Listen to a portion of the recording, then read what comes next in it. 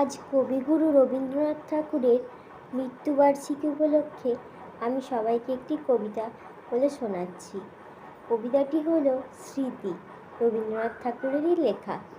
ওই দেহ পানে চেয়ে পড়ে মোর মনে, যেন কত শত পূর্ব জন্মের স্মৃতি। সহস্র হারানো সুখ আছে ও নয়নে, জন্ম জন্মান্তের যেন বসন্তের গীতি। যেন গো আমারই তুমি আত্মবিস্মরণ, অনন্তকালের মোর সুখ দুঃখ শোক।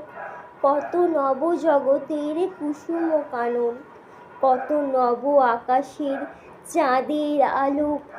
কত দিবসের তুমি বিরহের ব্যথা, কত রজনীর তুমি প্রণয়ের লাজ।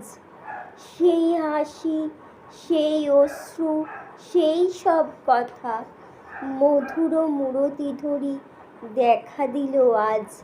তোমার মুখেতে চেয়ে তাই নিশিদিন, জীবন সুদূরে যেন হতেছে বিলীন।